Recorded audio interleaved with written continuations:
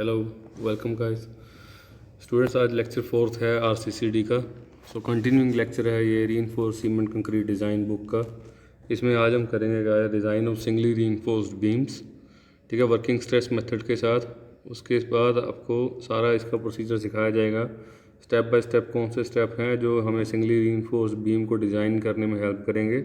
और उसके बाद न्यूमेरिकल भी करेंगे, जिसके अंदर आपको सारी जो सिंगली रीइंफोर्स्ड बीम का डिज़ाइन की जो भी स्टेप्स हैं वो सारे क्लियर हो जाएंगे, ठीक है। हम शुरू करते हैं आज का लेक्चर।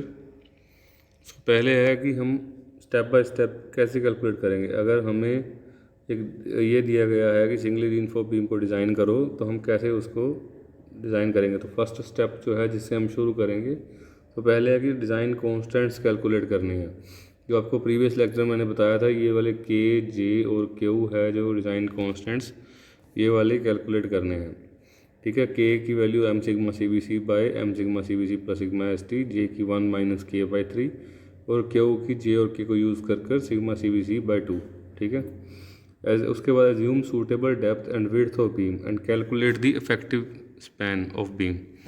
इफेक्टिव स्पैन यूज़ करेंगे हम, suitable depth means effective depth और ओवरऑल डेप्थ दोनों निकालेंगे। फिर एक विड्थ को अज्यूम करेंगे almost half of the depth. Then calculate the total load on the beam. फिर उसके बाद लोड कैलकुलेट करेंगे स्टेप थर्ड के अंदर।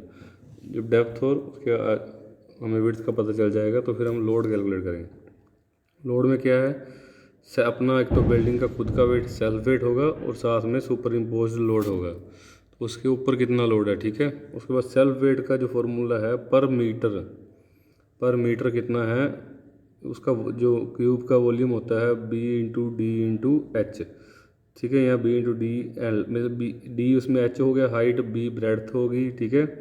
और जो लेंथ है एल 1 मीटर, क्योंकि पर मीटर कैलकुलेट कर रहे हैं तो 1 मीटर उसका, ठीक है।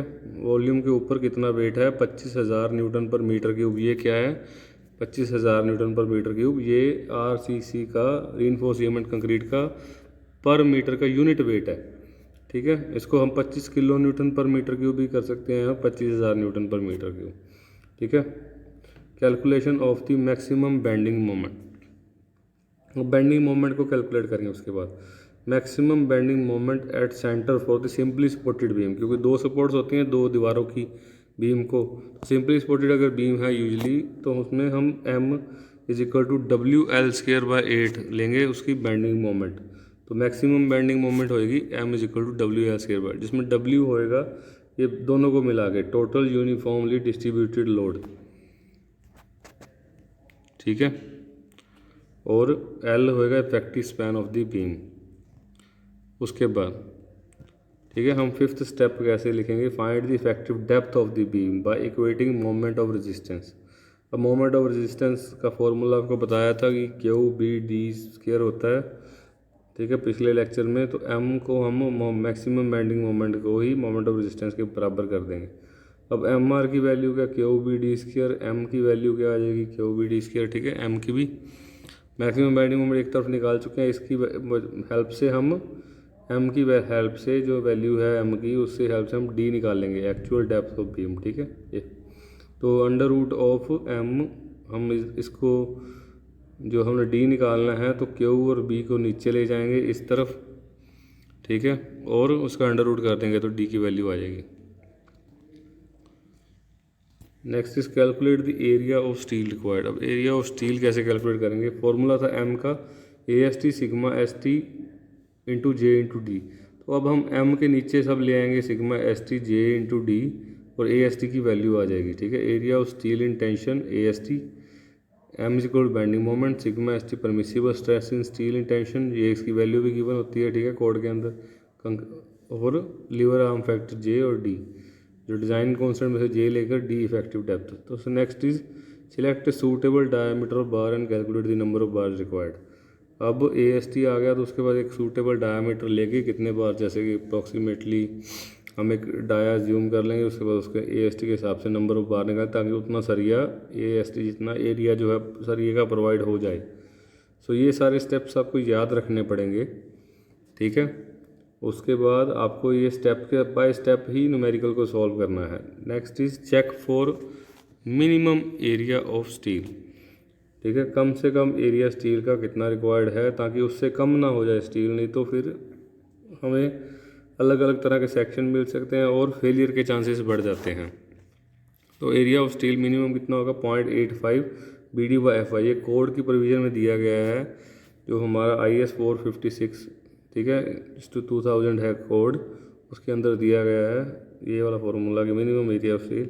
उसमें FY क्या, कैरेक्टरिस्टिक स्ट्रेंथ ऑफ स्टील, जो भी FE के साथ नंबर दिया हुआ है वही FY होगी। तो फॉर माइल्ड स्टील FE 250 होता है तो 250 होगी FY, फिर नहीं तो HYSD का 415 है तो 415 होगी।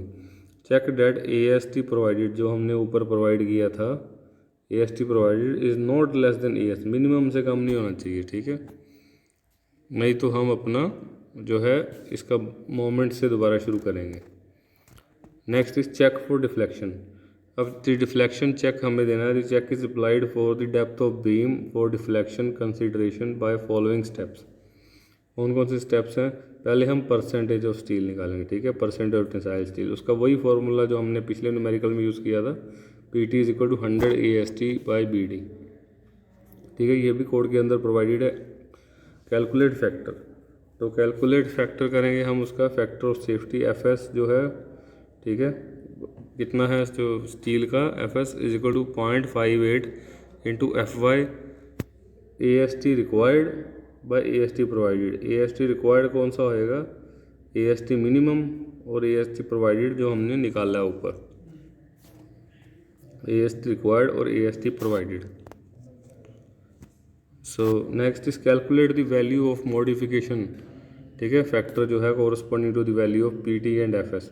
अब PT एंड FS की वैल्यू दे के टेबल में से एक जो कोड के अंदर गिवन है उसे हम मॉडिफिकेशन फैक्टर की वैल्यू निकाल लेंगे, ठीक है, KT की। तो अब हमें KT से सब कुछ पता चलेगा, जैसे फाइंड L/D max = 20 × KT। तो L/D max कितना हो जाएगा, 20 × KT, और L/D प्रोवाइडेड हम निकाल सकते हैं, ठीक है। L कितना है स्पैन का, L जितना दिया है बाय डेप्थ, इफेक्टिव डेप्थ का जितना वैल्यू आएगी, तो L/D max की जो वैल्यू है वो ग्रेटर होनी चाहिए L/D प्रोवाइडेड से, ठीक है। नेक्स्ट क्या करेंगे, check for shear and design shear reinforcement as discussed in chapter 3। हमने पिछली बार शेयर रीइंफोर्समेंट को डिज़ाइन करना सीखा था, तो हमें शेयर चेक देना है, यहाँ पर फॉर्मूले से देंगे। Check for development length, next is check for development length, ठीक है। If overall depth of beam is more than 750 mm, अगर किसी केस में बीम की जो डेप्थ है 750 mm से इंक्रीज़ कर जाती है, then it is necessary to provide side face reinforcement, ठीक है, साइड फेस ज़रूरी हो जाएगी reinforcement. The 2 faces at AS = 0.1% of web area, जितना भी उस बीम का वेब एरिया है उसकी 0.1% होएगी दोनों तरफ, ठीक है। AS = 0.1% मीन्स 0.1/100 इंटू B जो विड्थ ऑफ बीम है into overall depth D। So the AS should be distributed equally on the 2 faces at the spacing not exceeding 300 mm और web thickness which ever is less. So next हम numerical आज का शुरू करेंगे। तो उसमें क्या है, एक डिज़ाइन सिंपली सपोर्टेड बीम, एक डिज़ाइन करना है हमें बीम को। सिंपली सपोर्टेड का मतलब वो दोनों वॉल्स के ऊपर सपोर्टेड है, जैसे वॉल A वॉल B इसकी कुछ ना कुछ थिकनेस होएगी, ठीक है, इसके ऊपर एक जो है बीम पूरा का पूरा रेस्ट कर रहा है, जैसे ये वॉल्स के ऊपर एक बीम है जो सिंपली सपोर्टेड है, ठीक है, इसको डिज़ाइन करना है। तो उसका क्लियर स्पैन कितना होगा, 6 मीटर, मतलब अंदर अंदर वाला स्पैन जो है 6 मीटर दिया गया है, ठीक है, अंदर अंदर clear span. The beam carries UDL of 10 kN/m, इसके ऊपर जो है UDL डाला गया है 10 kN/m का, ठीक है। सारा सुपर यूनिफॉर्मली डिस्ट्रीब्यूटेड लोड होता है UDL, सारा यूनिफॉर्मली डिस्ट्रीब्यूटेड है, मतलब बराबर load 10 kN/m excluding its own weight. अब ऑन वेट को इंक्लूडिंग है, इसलिए हमें ऑन वेट निकालना पड़ेगा, सेल्फ वेट ऑफ जो है स्ट्रक्चर बीम का। Show by sketches the details of reinforcement grades of concrete are M20 and steel is FE 415 means HYSD steel 415 और M20 ग्रेड का कंक्रीट इसके अंदर यूज़ किया गया है। तो इसके हम शुरू कैसे करेंगे, पहले गिवन पॉइंट्स लिखेंगे, ठीक है। M20 कंक्रीट के लिए हमें कोड से पता है कि सिग्मा CBC की वैल्यू 7 N/mm होती है, ठीक है। उसके बाद 4Fe451 steel means 415 Fe steel के लिए जो सिग्मा ST की वैल्यू है ये 230 न्यूटन पर mm² है। नेक्स्ट इस क्लियर स्पैन कितना है, कैपिटल L 6 मीटर। उसके बाद M की value 280/3 sigma CBC is equal to 280/3 into 7 means 7 जो है सिग्मा CBC की वैल्यू तो 13.33 आ गई, ये निकाल ली। उसके बाद super impose UDL is equal to 10 kilo newton per metre, ये दिया हुआ है, ये गिवन सारा डाटा लिख लिया। ठीक है। उसके बाद कैलकुलेशन फिर डिज़ाइन कांस्टेंट से शुरू करेंगे, स्टेप 1। ठीक है। डिज़ाइन कांस्टेंट के अंदर न्यूट्रल एक्सिस फैक्टर के, पहले के निकाल लेंगे फिर जे निकाल लेंगे, फिर दोनों इसके अंदर यूज़ होंगे। तो M sigma CBC by M sigma CBC plus sigma ST, M की वैल्यू 13.33 इंटू 7 सिग्मा CBC की वैल्यू फिर वैसे प्लस सिग्मा ST 230, तो K की वैल्यू आ गई 0.29। ठीक है। उसके बाद lever arm constant J is equal to 1 minus K/3, तो 1 माइनस 0.29/3 0.90। ठीक है। इसकी वैल्यू आ गई J की। उसके बाद moment of resisting factor Q की value, moment of resisting factor Q की value sigma CBC by 2 into J into K। Sigma CBC 7 था बाई 2 इंटू 0.9 इंटू 0.29। ठीक है। तो उसकी वैल्यू आ गई 0.91 न्यूटन पर mm²। सो हम आगे यूज़ करेंगे। ठीक है। नेक्स्ट स्टेप जो है वो है assume the suitable depth and width of the beam. ठीक है। तो सूटेबल जो डेप्थ और विड्थ है वो हमें पहले तो एज्यूम करनी, कैसे एज्यूम करेंगे उसका भी एक प्रोसीजर है इसके अंदर कि let the effective depth of beam, पहले इफेक्टिव डेप्थ हम स्मॉल d एज्यूम करेंगे, उसका क्या है प्रोसीजर, 1/10 ऑफ स्पैन होनी चाहिए। ठीक है। मतलब हम क्लियर स्पैन इसमें अभी तक गिवन है तो हम यूज़ करेंगे उसको 1/10 ऑफ क्लियर स्पैन। उसके अंदर 1/10 ऑफ 6000 हमने ले लिया क्योंकि 6 मीटर स्पैन है तो 6000 mm हो गया, तो D कितनी आ गई 600 mm। ठीक है। ओवरऑल डेप्थ ऑफ बीम क्या है, हम इफेक्टिव कवर जो है 40 mm का लगा के यूज़ करेंगे। ठीक है। इसके अंदर जो अभी ओवरऑल डेप्थ हम नोट करने के लिए तो 640 mm इसमें इफेक्टिव कवर आ गया। तो लेट विड्थ ऑफ नीचे की तरफ कवर, जो इफेक्टिव कवर जहाँ पे हमने बार्स रखे हैं उसके जो नीचे डिस्टेंस है ये 40 mm का मैंने जूम कर लिया। ठीक है।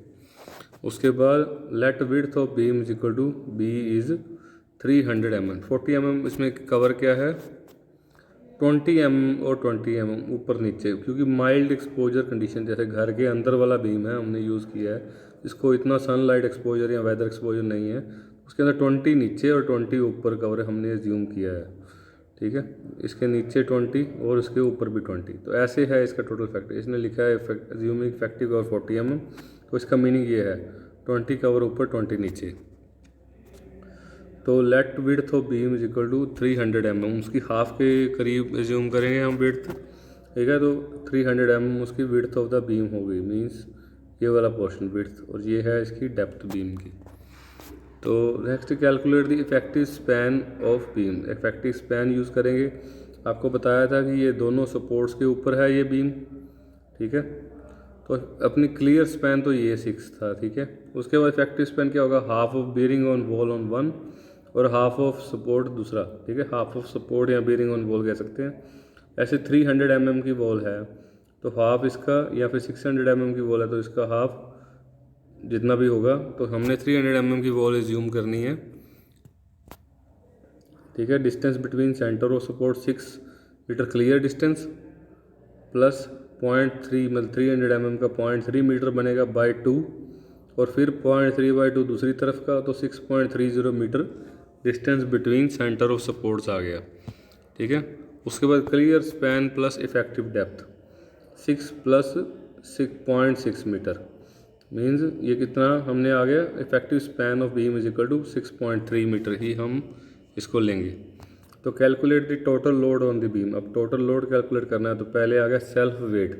सेल्फ वेट क्या था, विड्थ हमने 0.3 एज्यूम की, फिर 0.64 उसकी डेप्थ और 1 उसका स्पैन मीटर पर मीटर लेंथ होता है ना, तो 25,000 जो सेल्फ वेट ऑफ कंक्रीट है उसे मल्टीप्लाई करके 4800 न्यूटन पर मीटर उसका सेल्फ वेट ऑफ बीम आ गया। Next is super impose UDL 10 kilo newton per metre जो है वो दिया हुआ न्यूमेरिकल के अंदर, फिर ये 10,000 न्यूटन पर मीटर आ गया।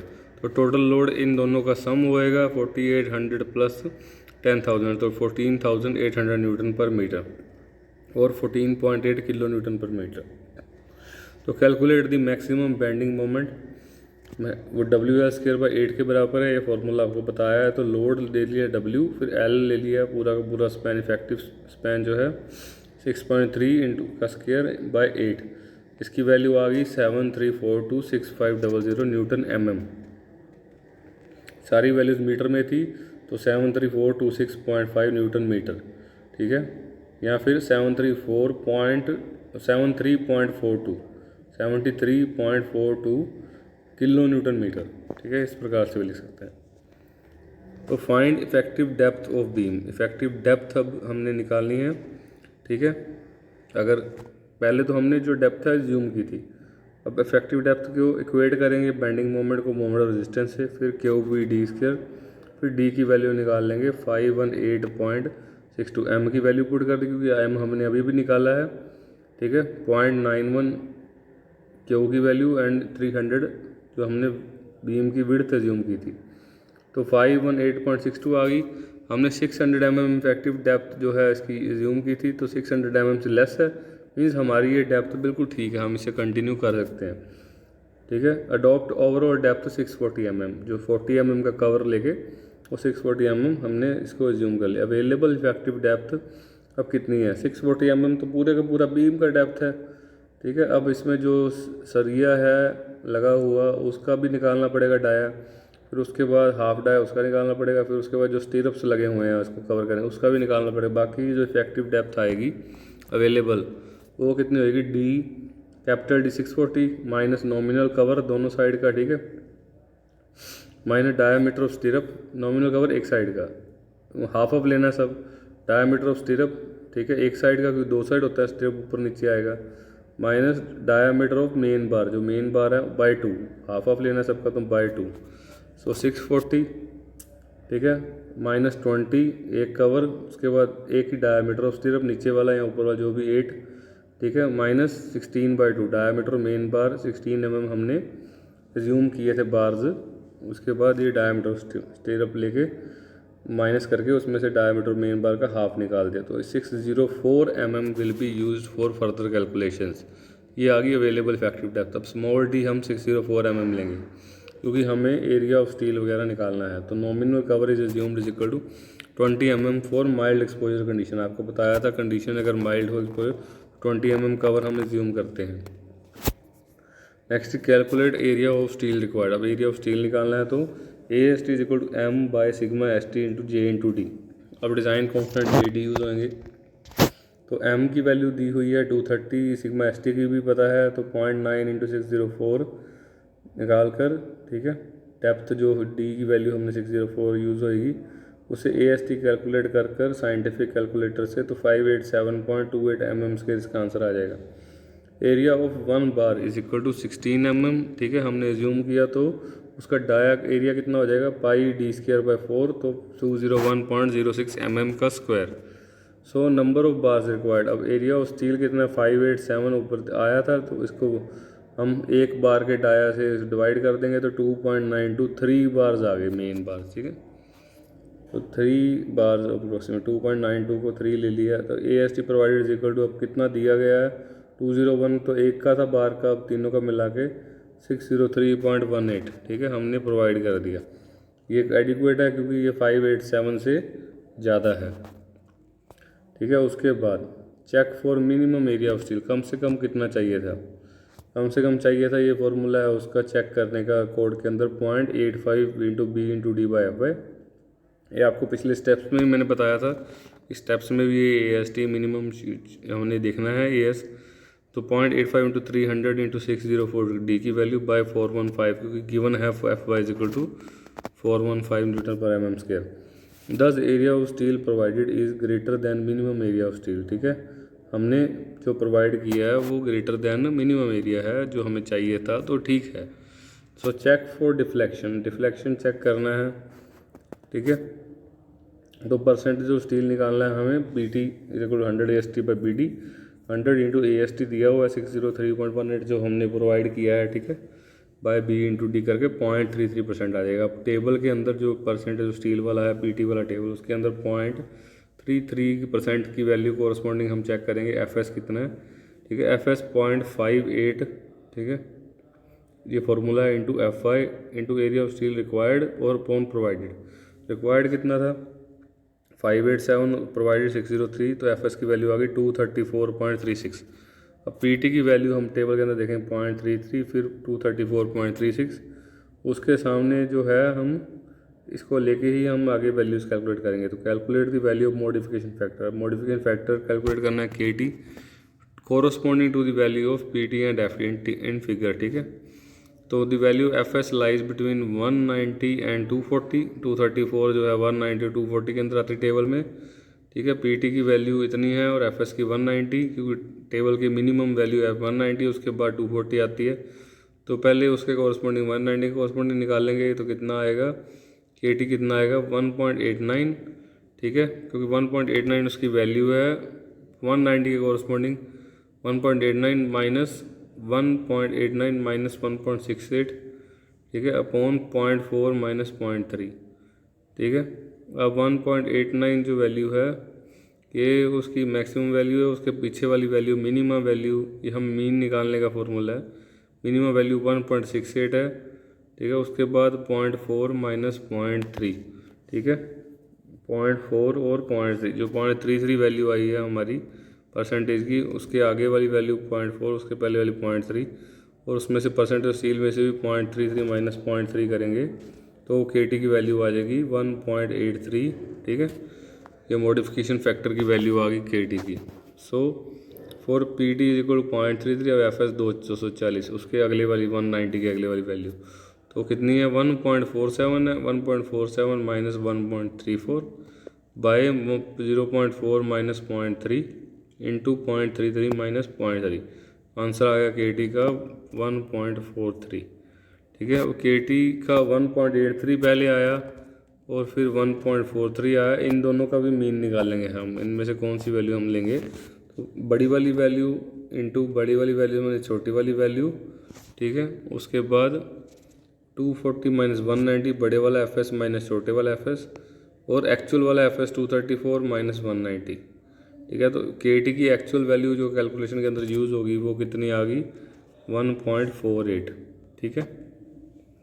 फिर एल बाई डी मैक्स की value, L by D max भी निकालना था हमें 20 इंटू के टी 20 इंटू 1.29.6। अब प्रोवाइड कितना किया हमने 6.3 बाय 0.604, 604 के डी, एल कितना 6.3 तो प्रोवाइड किया 10.43, ठीक है। मैक्सिमम कितना चाहिए 29.6। एल बाई डी मैक्स जो है एल बाई डी प्रोवाइडेड से ज़्यादा है, तो ये इसकी जो डिफ्लेक्शन है वो भी ओके है, ठीक है, इसके अंदर डिफ्लेक्शन नहीं होगी इतनी। Next is step number 9, check for shear. So M F जो मैक्सिमम है shear force in the beam at critical section, उसकी वैल्यू हमने पिछले फॉर न्यूमेरिकल में की थी, तो V is equal to W L by 2 होती है शेयर फोर्स जो सिंपली सपोर्टेड सेक्शन होता है, ठीक है। उसकी एज ऑफ द सपोर्ट पे कितनी होती है shear force W L by 2। W load हमने निकाला था डब्ल्यू एल स्क्वायर बाई 8, जो इसमें हमने पुट किया था डब्ल्यू लोड जो टोटल लोड था बीम का 14,800 इंटू 6, ठीक है, और अपॉन 2 तो 44,400 न्यूटन इसकी वैल्यू आ गई, ठीक है। अब नॉमिनल शेयर स्ट्रेस कितनी होगी V by B D, V की वैल्यू पुट कर दी बी की और डी की, ठीक है। तो हमने नॉमिनल शेयर स्ट्रेस आ गई 0.245। इसको चेक कर कर मैक्सिमम परमिसिबल शेयर स्ट्रेस जो M20 कंक्रीट के लिए है, जो टाउ सी मैक्स का टेबल दिया हुआ था उसमें 1.8 है टाउ सी मैक्स की वैल्यू। तो assuming 1 bar to be bent up near the supports out of total 3, क्यों, क्योंकि जो इसकी वैल्यू है 2.245 ये 1.85 से अभी बहुत कम है, बहुत ज़्यादा, तो टाउ सी मैक्स की वैल्यू 1.8 है, ठीक है, ये गिवन होती है। मैक्सिमम से कम है तो ठीक है, पर 1 बार बेंड करके एज्यूम करते हैं तो परसेंटेज ऑफ टेंसाइल रीइंफोर्समेंट कितना आ जाएगा 100 इंटू 2 इंटू 201.6, क्योंकि एक बार बेंट अप है नियर द सपोर्ट, उसको शेयर स्ट्रेंथ देने के लिए और बी इंटू डी करेंगे तो पी टी की वैल्यू आ जाएगी 0.22 पर जो है Newton per mm square. Sorry इसमें न्यूटन पर एम स्क्वायर नहीं है, काट के इसको परसेंटेज कर लो, क्योंकि पीटी की वैल्यू परसेंटेज, टेंसाइल स्टील की वैल्यू हमेशा परसेंटेज में आएगी। 0.22%, इसमें न्यूटन पर एम स्क्वायर लिख दिया गया है, तो इसको काट के परसेंटेज करो। For PT 0.22% M20 concrete tau C can be calculated. ठीक है, ऐसे पहले उसके लिए हमें वैल्यू चाहिए होगी इसकी जो मैक्सिमा और मिनिमा है। फॉर पीटी 0.15% गिवन है टेबल के अंदर, tau C 0.18, for PT 0.25 given है टेबल के अंदर, टाउ सी 0.22। अब उसके लिए हमें पर पीटी 0.22 की इन दोनों के बीच में है, 0.15 और 0.25 के बीच में, तो हम बीच वाली वैल्यू जो मिडल वाली कैसे कैलकुलेट करते हैं अपने जितनी भी हमें चाहिए, तो 0.18, ठीक है, उससे ज़्यादा होगी, इसकी 0.18 से ज़्यादा होगी वैल्यू, क्योंकि पीटी 0.22 है, तो उससे प्लस करके 0.22 माइनस 0.18 बड़ी वैल्यू माइनस छोटी वैल्यू, ठीक है, बड़ा पीटी माइनस छोटा पीटी इंटू 0.22, ठीक है, जो बड़ी वाली वैल्यू है माइनस जो मिनिमम वैल्यू 0.15। जैसे हमने इस न्यूमेरिकल के अंदर की थी कैलकुलेट, हमने बीच वाली केटी की वैल्यू काउंट की थी, तो ऐसे ही, ठीक है, 1.83 से कम होएगी तो बड़ी वैल्यू माइनस छोटी वैल्यू, बड़ा उसका जो है ये वाला था एफ एस की वैल्यू, ठीक है, बड़ी एफ एस की वैल्यू 0.240 माइनस 190, फिर उसके बाद 234.36 जो था, मतलब हमें चाहिए वाला वैल्यू माइनस मिनिमम। तो इसी हिसाब से 0.22 इधर हमें चाहिए वाला वैल्यू है और माइनस मिनिमम 0.15, तो इसकी आंसर क्या आ जाएगा 0.208। अब जो टाउ वी है वो बड़ा है टाउ सी से, ठीक है, tau V is less than tau C max, tau V इतना, टाउ सी मैक्स इतना, ओके है, ठीक है, शेयर रीइंफोर्समेंट की कंडीशन। टाउ सी जो है 0.208 ये लेस देन है टाउ सी मैक्स से, ठीक है, टाउ सी मैक्स से सारी कम होनी चाहिए वैल्यू, ये भी ओके है। अब tau V is less than tau C, ठीक है, तो no shear reinforcement required. Tau V कितना 0.245, टाउ सी कितना इतना, tau C is greater than जो है टाउ वी है ग्रेटर देन हो गया टाउ सी से, therefore shear reinforcement is required, ये चेक था, ठीक है। अब शेयर रीइंफोर्समेंट रिक्वायर्ड है तो हमें डिज़ाइन करना पड़ेगा शेयर रीइंफोर्समेंट का। तो शेयर रीइंफोर्समेंट डिज़ाइन कैसे होएगी, पहले वी की वैल्यू आ गई था वी एस की वैल्यू, ठीक है, डिज़ाइन शेयर फोर्स की वैल्यू कितनी है V minus tau C B D, ठीक है, टाउ सी बी डी को माइनस कर दे 40000 minus 0.208 into 300 width into depth effective is equal to 6710.4 newton. तो shear taken by bent up bar कितनी हो जाएगी सिग्मा एस वी, स्टीरअप की वैल्यू स्टील के, फिर area of स्टीरअप into sigma sine alpha, तो जो एंगल अल्फ़ा है वो 45 डिग्री होएगा, तो 1 इंटू पाई/4 का ये स्क्वायर है 16 mm बार्स के लिए, इतना एरिया तो पहले भी आया था, ठीक है, ASV का, तो हम ASV area of steel for shear reinforcement इतना निकालेंगे, तो 1 bar bent up out of 3 bar, ये हमने ज्यूम कर लिया। तो shear taken up by bent up bar कितना हो जाएगा sigma S T 230 into 201 ASV into sine 45 bent up bar का जो एंगल होता है, ये वाला बेंट अप बार का एंगल ये 45 डिग्री होता है बेंट, तो इसको जो sine alpha 45 degree, but shear taken by bent up bar is limited to VS/2, X को शेयर टेकन ये है तो इसकी वैल्यू आ जाएगी 3355.22। ये लेस देन है तो shear vertical no shear to be resisted by vertical stirrup, तो VS1 की वैल्यू अब कितनी आ जाएगी 6710.4, ठीक है, माइनस ये वाली वैल्यू 3355.2, तो 3355.2 ही आ जाएगी, ठीक है, इसका हाफ हो गया। यूजिंग सिग्मा 8 mm के जो स्टीरअप है हमने इसको कवर करने के लिए सरिये को, जैसे ये 4 सरिये लगे हैं तो इनको कवर करने के लिए जो हम बार यूज़ करते हैं टाई करने के लिए, तो स्टीरअप उसको कहते हैं। तो स्टीरअप का डाया कितना आएगा 8 mm और 2 लेग्ड स्टीरअप मीन्स जो है हम उसको लैब करके वक्त 2 लेग यहाँ पे बनाएंगे, ठीक है। तो नेक्स्ट इज उसका ASV क्या हो जाएगा 2 इंटू 8 पाई/4 इंटू 8 mm का स्क्वायर, तो 100 इंटू 100.53 इसकी वैल्यू आ जाएगी ASV की। तो स्पेसिंग ऑफ स्टीरअप्स कितनी है, इसकी फॉर्मूला ये है sigma SV into ASV into D by VS1, तो इसकी वैल्यू कितनी आ जाएगी 230 सिग्मा SV की, ASV की 100.53, इंटू 604/3355.22, ठीक है, 3673.76 इसका SV का स्पेसिंग ऑफ स्टीरअप्स का आंसर आ जाएगा। तो इसमें जो स्पेसिंग ऑफ स्टीरअप्स है हम ये वाली निकालेंगे, ठीक है, 0.87 FY/ASV जो हमने पहले भी आपको पिछले चैप्टर में भी बताया गया था पिछली वीडियो में। तो FY की वैल्यू 415 पुट करनी है, तो उसके लिए 0.87 into FY into 100.53/0.4 into B, तो 302.47 आ गया 300 mm, यहाँ पे 367 था। तो मैक्सिमम स्पेसिंग शियर रीइंफोर्समेंट की कितनी होनी चाहिए, या तो 0.75D जो है 0.75 600 453, या 300 mm, या मैक्सिमम स्पेसिंग 300 mm। तो 300 mm ही हम लेकर चलेंगे। Hence provided 8 mm 2-legged stirrup bar at 300 mm centre to centre, ठीक है। इनका इनसे कम नहीं होनी चाहिए, तो ये वाली हम लेके चलेंगे 300 mm वाली। तो चेक द डेवलपमेंट लेंथ, अब डेवलपमेंट लेंथ बीम करनी है और एंकरेज हमें चेक करनी है सपोर्ट्स के ऊपर। तो कैसे करें, M1 डेवलपमेंट लेंथ का check by V plus L0 is greater than LD, ये सारी वैल्यू LD से बड़ी होनी चाहिए डेवलपमेंट लेंथ से। तो M1 की वैल्यू कितनी है, sigma ST AST into J into D, तो M1 की वैल्यू 2 इंटू 201.06, ठीक है, इसका सारा is equal to 402.12 mm², area of steel आ गया। और M1 की वैल्यू कैसे करेंगे, 230 sigma SV into 402.12 into 0.90 into 604। अब M1 की वैल्यू इतनी निकल कर आ गई, ठीक है, और V की वैल्यू हमने पीछे निकाली थी 44,400 newton. Assuming the bars are given a 90 degree bend at centre of support.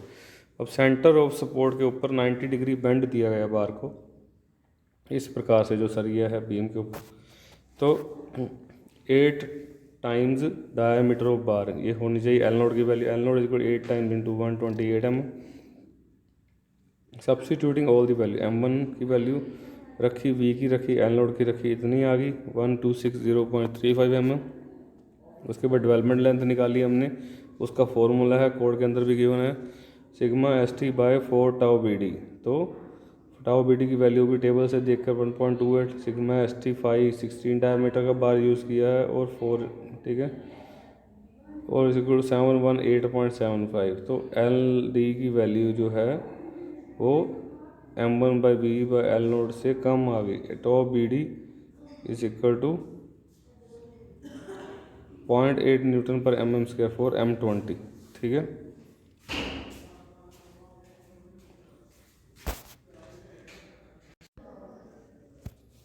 अब उसके बाद LD की वैल्यू निकालने के बाद LD जो है इसकी वैल्यू जो है M1 प्लस V/L0 की वैल्यू LD से बड़ी है, तो जो हमारी कोड की रिक्वायरमेंट है वो सेटिस्फाई होगी डेवलपमेंट लेंथ की। तो next is as depth of beam is less than 750 mm, हमको बताया था no need of side face reinforcement. अब साइड फेस रीइंफोर्समेंट वाला फॉर्मूला लगाने की भी ज़रूरत नहीं है। तो समरी ऑफ डिज़ाइन, हमें बीम का विड्थ और डेप्थ पता चल गया, ठीक है, इफेक्टिव डेप्थ पता चल गई, ठीक है। टेंसाइल 3 बार 16 mm के निकाले थे हमने, 3 बार में से एक बेंट अप है, ठीक है, 3 bar out of 3 bar 1 bar is bent up, ठीक है, 1 bar is bent up. Stirrups निकाल ली हमने 8 mm के 2-legged एट 300 mm। जैसे अगर आप इस ये बीम सेक्शन में अगर आप देखोगे तो ये 2 स्टीरअप इकट्ठे मतलब साथ साथ है, 2-legged स्टीरअप है, ठीक है। Next is anchor bar provided, 2 anchor bar provide किए 12 mm के फॉर होल्डिंग स्टीरअप्स इन पोजीशन, ताकि स्टीरअप्स अपने पोजीशन से ना हिले। Concrete M20 steel F1। तो हम फिगर देखेंगे इसकी अभी। इस तरह से हमें डिज़ाइन करके देना है, क्योंकि सेंटर तक सपोर्ट थी तो हमें सेंटर तक लेके आना है 300 mm के। हमने 300.3/2 किया था बेरिंग ऑन वॉल को, तो हमें सेंटर तक लेकर आना है सपोर्ट को, ठीक है। उसके बाद एक क्लियर स्पैन देना है 6 मीटर और इफेक्टिव स्पैन 6.3। टोटल कितना हुआ 6.6। 300 mm की वॉल होगी, 300 mm बेरिंग, ठीक है। उसके बाद हमने ये सरिये दिखाने हैं इसके अंदर, ये जो एक बार है बेंटअप दिखाया गया है, ठीक है। तो उसके बाद ये जो हमने बीम्स के अंदर सरिया टोटल कितने नंबर ऑफ बार्स हैं दिखाने अक्रॉस। अब ये देखो इसके अंदर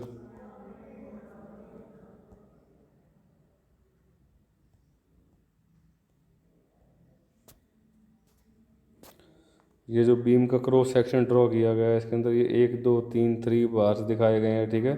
उसके बाद जो 2 बार्स हैं वो ऊपर प्रोवाइड किए गए हैं, ठीक है, 212 mm के एंकर बार्स, ताकि स्टीरअप्स अपने अब स्टीरअप तो ये सारा इसको राउंड है, स्टीरअप की पोजीशन के लिए अब इस अगर तीनों को बांधेंगे तो ऊपर से बेंड कैसे करेंगे, उसको किस कहाँ तक बेंड करना कैसे पता चलेगा। तो 12 mm के जो है स्टीरअप बार्स एंकर्स बार्स प्रोवाइड किए गए हैं ऊपर की तरफ। तो ये टोटल डेप्थ ऑफ बीम है जो 640 mm आई है। उसके बाद 300 mm विड्थ ऑफ बीम, ठीक है। उसके बाद जो ये वाले सरिये हैं इनको 3 जो सरिये हैं इसको किया गया है, जो बी है वो बेंट अप बार है, ठीक है। उसके बाद ये सारा सेक्शन हमें नीट एंड क्लीन ड्रॉ करना है, हो सके तो पेंसिल के साथ ड्रॉ करना। इसके बाद हमें L is equal to section of beam ये दिया गया एल सेक्शन, तो D is equal to 640 mm हमें लिखना है। डी फैक्टिव डेप्थ कितना है -20 -16/2। तो clear cover to stirrup is equal to 20 mm दिया गया, ठीक है। नीचे और ऊपर दोनों मिलाकर 40 mm था, हमने न्यूमेरिकल के अंदर देखा था। तो steel used in FE 415 grade, ठीक है। स्टील FE 415 ग्रेड का है। तो हमें ये सारा एंड के ऊपर न्यूमेरिकल के जो डिज़ाइन का न्यूमेरिकल आए तो एंड के अंदर हमें उसका टोटल सेक्शन बनाना है, ठीक है। स्पैन वाइज और क्रॉस सेक्शन दोनों ड्रॉ करते हैं, ठीक है guys. So thank you for today's lecture. Soon अब अगले लेक्चर LSM के साथ हम आएंगे।